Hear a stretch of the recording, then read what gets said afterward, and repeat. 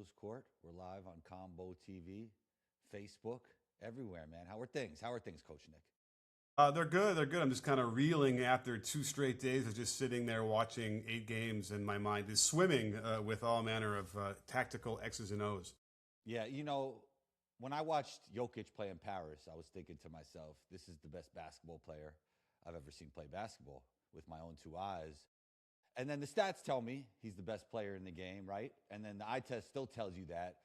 But then when you see how great Wemby is defensively, and now he's even more unleashed in this first game of the playoffs, shooting off the dribble threes, dropping 35,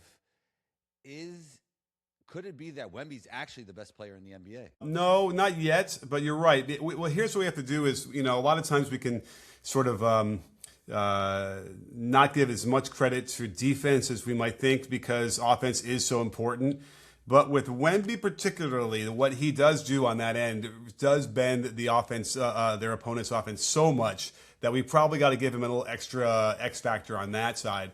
But, when you watch the control that Jokic has over the entire game, and let's not forget, he'll play defense. What Jokic ends up doing is he'll kind of slide the first half because he doesn't want to get into foul trouble, doesn't want to risk injury, all those kind of things. And then you'll start to see as the game wears on, he'll become a little bit more aggressive and make more plays defensively. But when you watch what Jokic does to control the game with both passing and scoring, you just knew, he didn't score much in the first half in the game 1, but you just knew he was just going to bide his time. And as soon as they needed it, he'll just start to score some more and ended up another triple-double. Yeah, that kind of brought me back to playing overseas when you would see the guards and that played over there. They weren't like great ball hawking one-on-one defensive guards, but over the course of the game, they did a lot of smart things defensively on the team side. And I feel like we see that with Jokic. Oh, absolutely. Absolutely. I mean, he's just he's probably at the highest IQ of anybody in the NBA as well. And so he understands tendencies, he understands angles. So he knows how to leverage all of that as well to be effective. And again, when you're gonna give your team 50 points worth of offense, does it really matter if you play 4 possessions of defense that gives up buckets? Like, not really. Do you feel like OKC is still a team to beat? Or now seeing the Spurs, how good they are, they beat OKC 4 times this year. What are your thoughts on who's coming out the West? Yeah, I don't know. It looks to me like OKC is a juggernaut, and whatever would have happened, of which they still dominated the season anyway. OKC did, but they still didn't have their full team like they do now. Like, everybody is now healthy. Everybody's playing their normal minutes in the regular rotation. So it's like, if you're going to play, Caruso probably barely played, right? I'm just going to check. I don't know. Before I say that, how many minutes did he play? Let me see here real quick. So when you have a guy like Caruso who has that much effect, and by the way, offensively, he's really pretty good too. He played 13 minutes, right? Like, that's what you're talking about. AJ Mitchell comes off the bench and is terrific, plays 21 minutes, but like they have guys, they're so deep, it doesn't really matter what they can, and then you factor in the intensity they can bring on defense because of that. It's going to be overwhelming. I don't think that the Suns get more than 1 game if they're lucky the way this is going. Yeah, I want to talk to you about SGA in a second, but we're going to have different kind of conversations about Chet and Jalen if OKC wins another championship as their second and third guy this early in their NBA career. Well, I don't know. What kind of conversation do you want to have about them? One of them has to be considered the second guy, right? I don't know if it's Chet. I don't know if it's Jalen. But if you win 2 that early with that young of a team, you're basically a Hall of Famer already, right? Oh, well, the thing with Jalen is they've been rolling without him in a way that's a tough one. And that's just unfortunate for Jalen that he's good. He is very, very good. And maybe this will be his chance to finally get over the hamstring, get over the hand injury, and just remind us all what he was doing last year as well. So, and then Chet, there was that stat, I think we talked about it in our last show. I think he's won every season or whatever. And although he didn't win the NCAA tournament, whatever the stat was, the winning percentage that Chet has as a player on the court since high school is just astronomical. The guy just is an X factor. So, By the way, did you see Dylan Brooks wouldn't give Chet, let him handle the ball before the game started? Did you see that little interaction? Sounds like Dylan. Yeah, he was holding the ball, and Chet's like, hey, let me just hold it. Let me just see what it's like. And he's like standing there holding it, wouldn't do it. And then he finally just threw the ball to someone else. Doesn't work all the time, right? Those kind of mind games. It's not going to necessarily work for the against OKC. They're already battle tested. They know how to deal with all that stuff. You know, SGA has a championship already. The 3-point shooting has improved. The passing has improved. But where would you rank them when it comes to the greatest scorers to ever play in NBA history? Yeah, well, we talked about this a lot, and I had a viral tweet that upset a lot of folks because, you know, we have to accept that he is a generational scorer. Okay, are you aware that he's coming off the 4th straight year of averaging 30 or more a game? Yes. So I don't feel like the people who are yelling at me on Twitter like don't even recognize that. I mean, that doesn't happen. Michael Jordan did it for 7 straight years. You know how many times? I just added it up in my. This is my brain on mush, but I think it was 7 straight years he scored 30 or more. Do you know how many times Wilt did it? I want to say 9.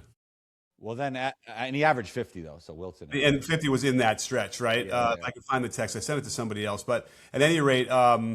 So that's about it. Like I got to look and see. I can't think of anybody else that averaged 30 a game for more than 4 seasons straight. So this guy is going to have to go down. And now here's the problem. The critics want to say, well, it's all just foul baiting. But you and I know when you watch the skill demonstration of saying all foul baiting is diabolical. Saying all foul baiting is crazy. I mean, I guess they're going to say if he tries to foul bait once and that the whole thing gets invalidated, but it's like to say that or have that feeling means that you're going to ignore that midi game he has, which is reserved for the superstar. The superstar is unparalleled, and the percentages are amazing. So when he's not getting fouled, and I'll tell people this, he can give you 35 with 2 free throws. He'll give you 35 with 15 free throws. And then they say, oh, well, he's not consistent. I'm like, I don't give a crap if he's consistent with it. He can do it any way you want him to, anywhere, from the free 3-point line, at the rim, in the mid-range. It doesn't matter where. And it's just overwhelming, the amount of evidence. So, you know, it's just got to be some sort of weird bias preference that fans have against OKC.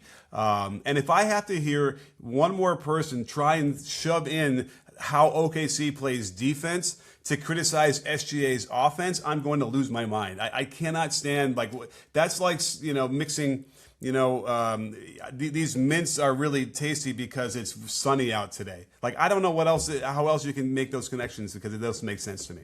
What I hear around the league is they don't mind the way OKC plays defense, but then they feel if you're going to let OKC play defense in this way, you cannot call it the way they call it for SGA. I think that's what's frustrating for some NBA teams. Well, yeah, but then again, I still feel like they don't want them to be allowed to play defense like that either. Now, we've been and then you got the thing with Dort, and then you got the thing with Dort and Jokic that happened, you know, and then Dort's dirty. Dort is a problem, and I think they need to address some of that now. I've flipped over to that side. At some point I was like, reckless, okay, whatever.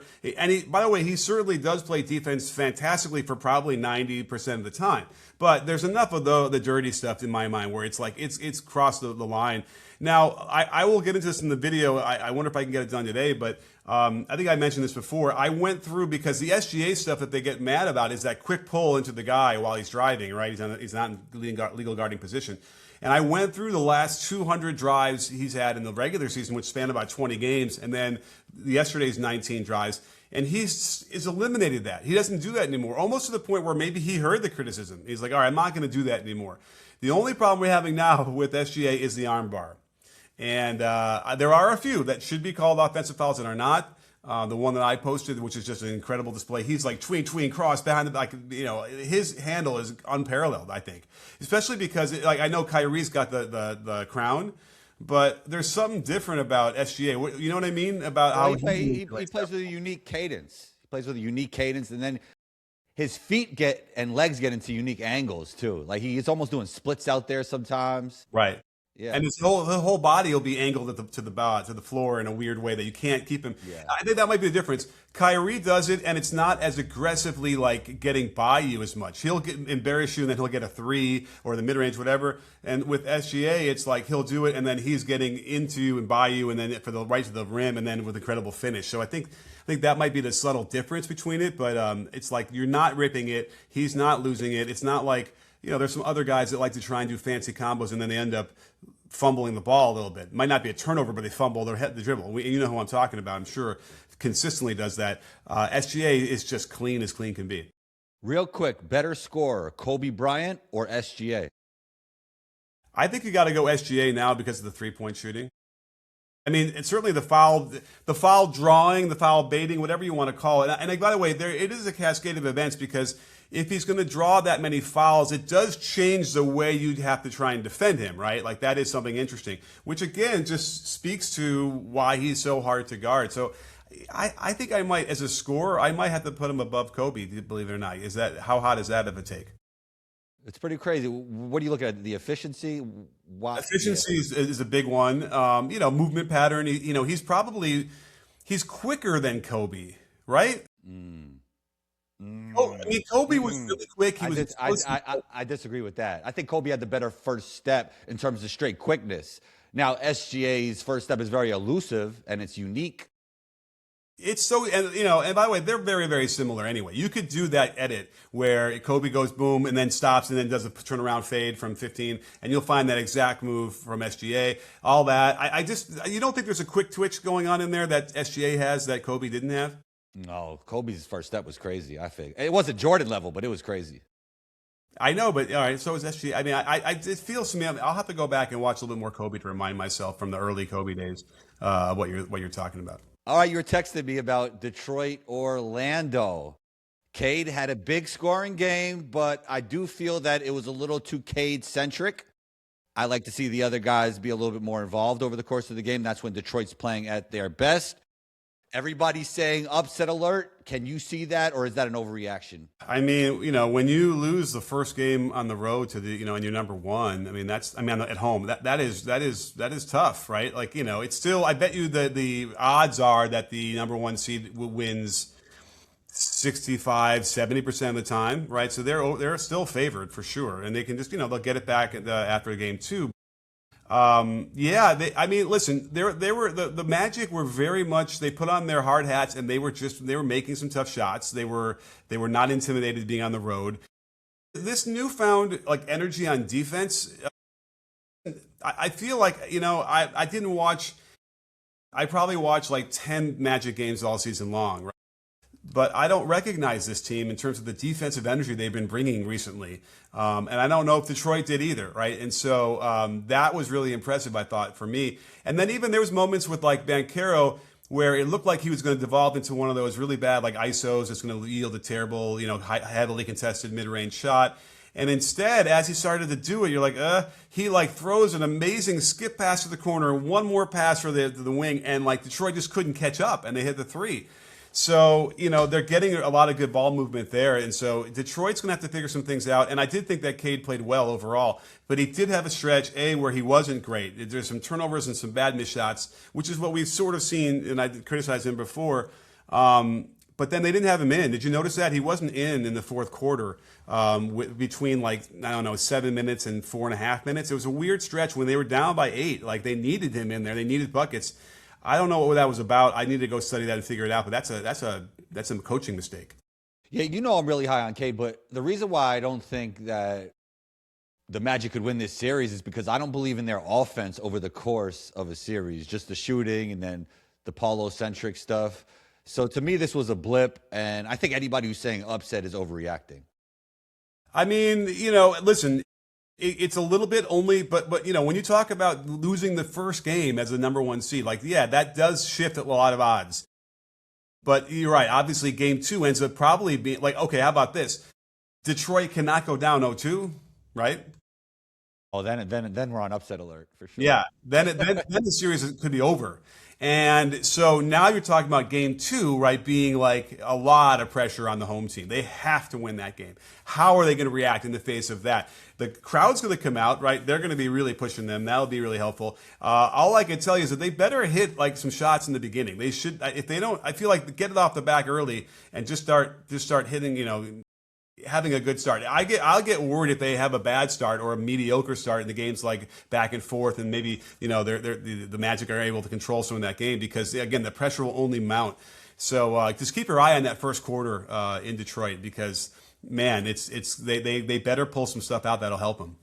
Speaking of starts, Jalen Brunson has a great start with the New York Knicks. And I said before the series on this show that Karl-Anthony Towns, interestingly enough, because he is a star, it's usually not the star that's the X factor. He was the X factor in this series.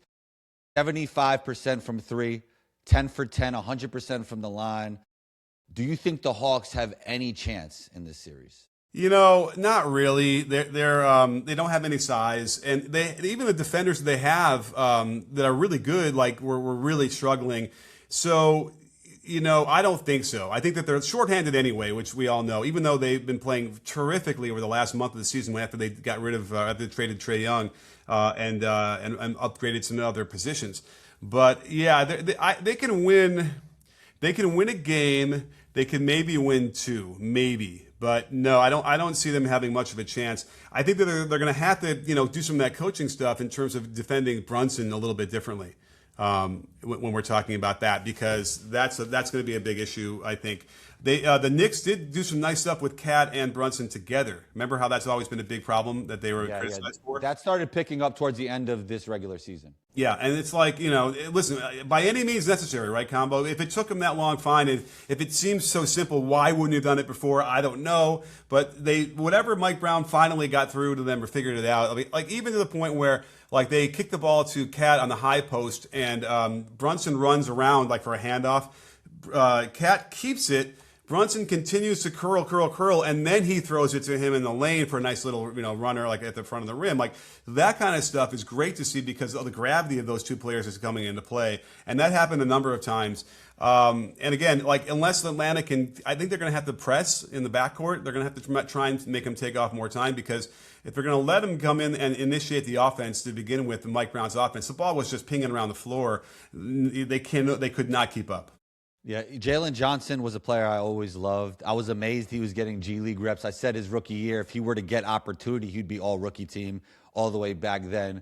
And he's an all-star level player already, but the one thing he is missing that would be huge for Atlanta, and he will get it eventually, is the ISO scoring, right? The ability to get his own shot up in the mid-range, what you were talking about with SGA earlier. Yeah.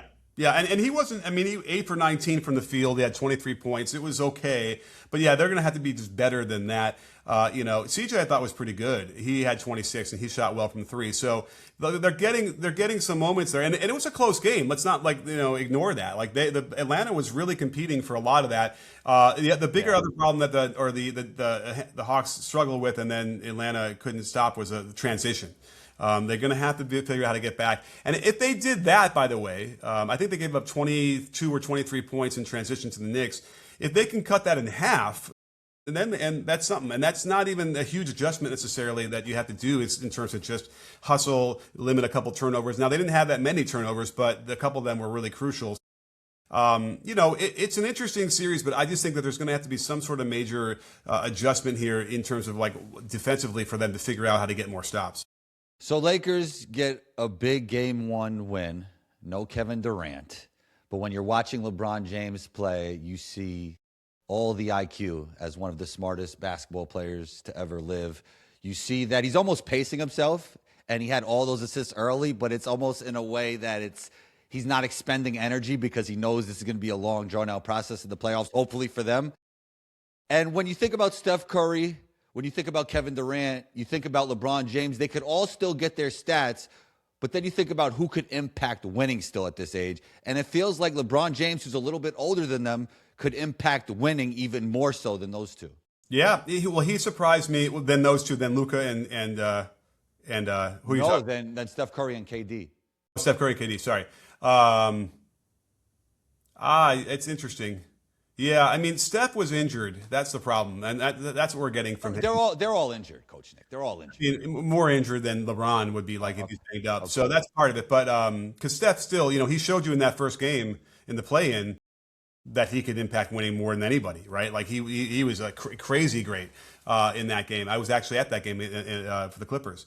So So Steph still shows you can do it, but yeah, LeBron surprised me without question. Now here's the thing: it's like the Rockets looked very poorly coached. We talked about it in the live show after the game, but it was also we need to give some grace to Ime because they didn't have a chance to game plan without KD in there, and we know that without KD in there, they're first of all their offense struggles anyway, even with KD and the way it bogs down in crunch time. So you take that out, and then no time to really practice and get rid of it. Now I don't think KD's playing again, right, in Game 2.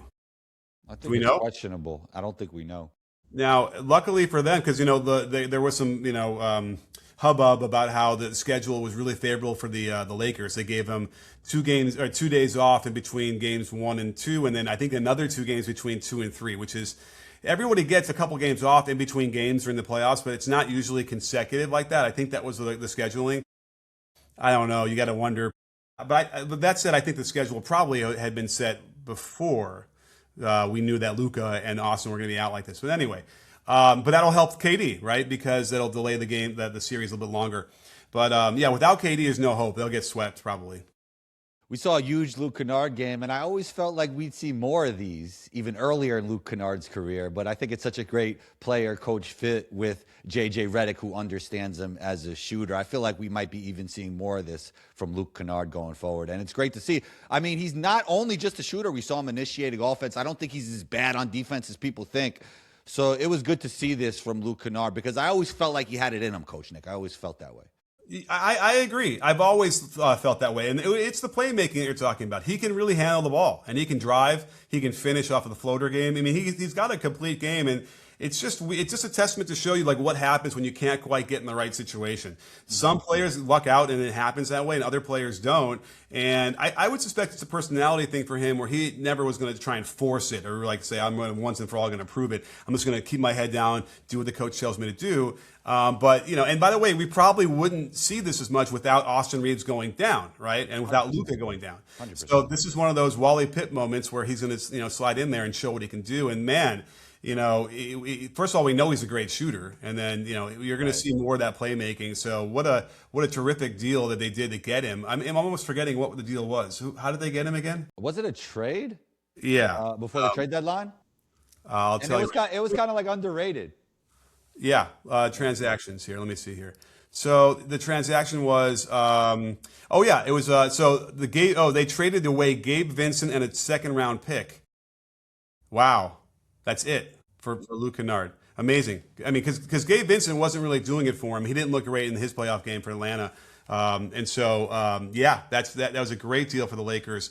And by the way, will the Rockets be better? Will they target him on defense? Like probably. So be wary of that now. Although that said, that they should have been targeting him, or at least trying to do that, right? That's what I'm wondering if we need to see a little bit more of that, like adjustment stuff that you usually make in the playoffs, and maybe the first game they're kind of just feeling each other out. But let's see. I bet you Ime will go after Luke and see if they can't get him out of the game in foul trouble or just get some buckets on him. Predict what the finals will be, Coach Nick. Well, I got to go OKC, but man, the Nuggets are going to be really tough. That should be a great series. Although I'm also thinking that there's somebody else. Now that I'm thinking about it, and then who else? On the East side, we never felt great about Detroit, right? So that's a problem. And then I go Celtics. I say Celtics are going to win the East. Yeah, I want to see a couple more games, the Celtics, maybe the next round, just to kind of get one more feeling for it. But they look very good so far, for sure. So you have to give the Celtics probably the most likelihood on the East, for sure. So that would be an interesting, Celtics, OKC. Let's do it. James Harden, Donovan Mitchell, combined 50 points first game. Do you think they could figure it all out and win the East? Is there a chance there to see James have a nice playoff run and dispel the narratives about him? I don't know. I mean, there's still some flaws with that team, but certainly, yes, getting by the Raptors won't be a problem. Getting by the Pistons or the Magic, they could do that as well. So conference finals, yeah, for sure. But I don't know if they're going to get past there. I think that might be where the run ends. All right, everybody listening to this, don't forget to subscribe, and we'll be on B-Ball Breakdown in a few. So go find your way over there. I'll be talking more playoffs with Coach Nick. They can't get enough of us, Coach Nick. They just can't get enough. That's right. And on our show, no one will be knocking on my door. So I'll in a few minutes. Later. All right, bye. Wait, don't hang up right away. I need it to upload. Hold on. Oh, okay. Yeah. I'll just leave this open. Oh, yeah. Okay, I'll leave it open. No Yeah. problem. Okay.